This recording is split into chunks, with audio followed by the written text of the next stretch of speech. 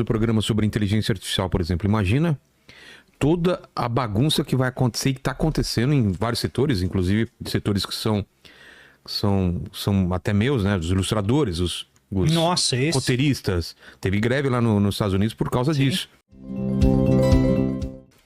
Você entra numa nova tecnologia, ela não está regulamentada, você não entende direito como é.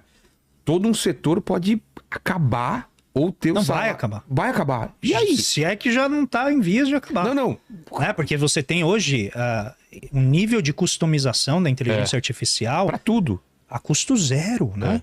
O que mais tem hoje é influenciador te ensinando a fazer, por exemplo, coisas que você precisava de um departamento para fazer. Precisava de um editor, não precisa mais. Você precisava de um cara para dublar, para narrar, não precisa. Isso. Daqui a pouco você tá todo um sistema que existia. Não, hoje você já consegue. É que assim, eu não tenho tempo, infelizmente, para seguir tudo que esses influenciadores sugerem, porque são todas inteligências artificiais diferentes, tem que baixar. Uma para imagem, outra para exige um tempo, né, de dedicação. Mas tem inteligência artificial que você escreve o roteiro e ele produz o vídeo para você, mas numa qualidade, né, que se você fosse produzir com a estrutura de legado, né, da anterior, seria muito custoso. E você faz ali no toque dos dedos. Mas como você faz essa transição que a gente está vivendo agora e que vai acontecer coisa muito mais drástica? Então a grande preocupação da inteligência artificial, só para simplificar, porque esse é um debate incrivelmente complexo. Que vai aumentar a desigualdade, né? A inteligência artificial teria que empoderar o trabalho para que ela reduzisse a desigualdade. Como assim, empoderar o trabalho? Por exemplo, você vai desenvolver... Eu sou um desenhista. Eu, como desenhista, eu posso usar... Antigamente eu usava o Photoshop, usava a tinta acrílica, ou eu posso usar uma inteligência artificial. Para mim, não afeta. Se a empresa demandar o seu trabalho. Exatamente. Ou se ela decidir fazer ela mesma. A empresa pode simplesmente tirar você... E, por exemplo, tem lá um departamento responsável por fazer design gráfico, fazer toda a parte... Ela chega e fala assim, para que eu preciso de 10 pessoas com toda a capacidade de invenção, de criatividade, né, as sacadas que a inteligência artificial ainda não consegue fazer, elementos culturais, né? É bagagem. Você que capta tão bem, né? Você vai modulando esses elementos culturais aqui para gerar a identificação com o seu público. A inteligência artificial pode aprender isso. A questão é, será que a gente deve deixá-la aprender e tirar o emprego de quem faz isso? Essa é a discussão. Então, aí entra a ideologia.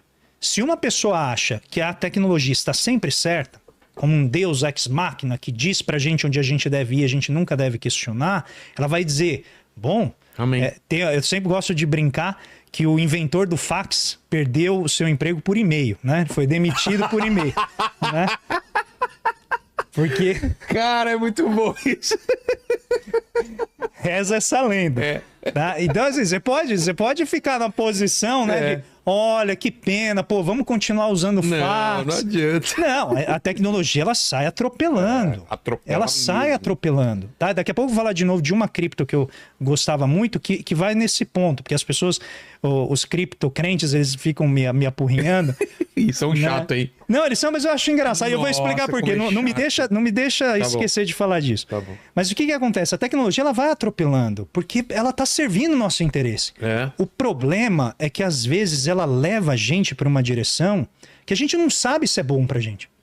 Não sabe se aquela direção vai gerar um resultado. Ela gera entretenimento, ela gera aquela excitação pelo novo. Mas será que depois que ela é incorporada, ela melhora a nossa vida?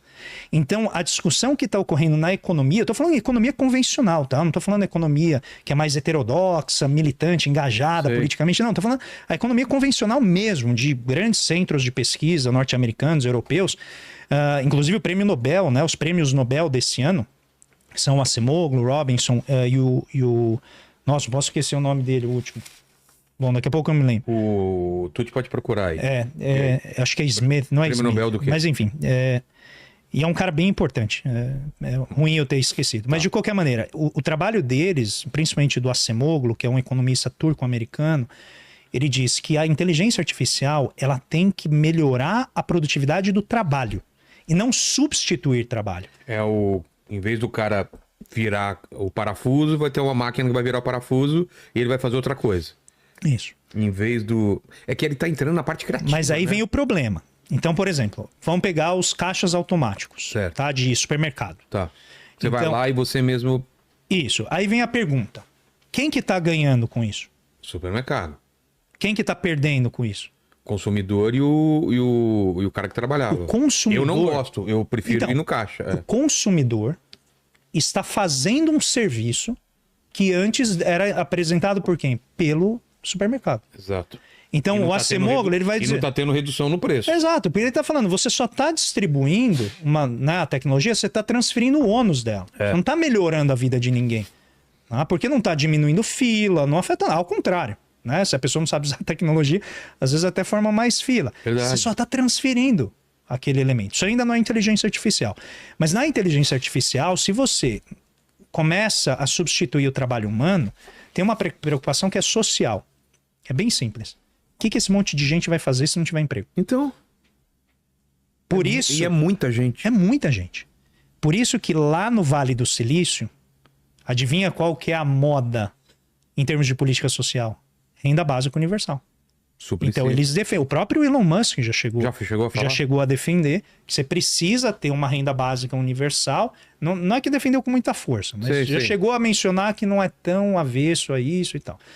Mas em geral no Vale do Silício eles defendem isso, porque eles falam, vai chegar uma hora que a tecnologia ela vai poupar tanto trabalho que a nossa preocupação, assim, a gente não vai ter emprego. Então você vai ter que ter alguma forma de garantir renda para as pessoas para que elas consigam produzir. Então o problema da inteligência artificial é ser regulada, e a hora que eu falo isso, né, algum libertário já pula da ponte.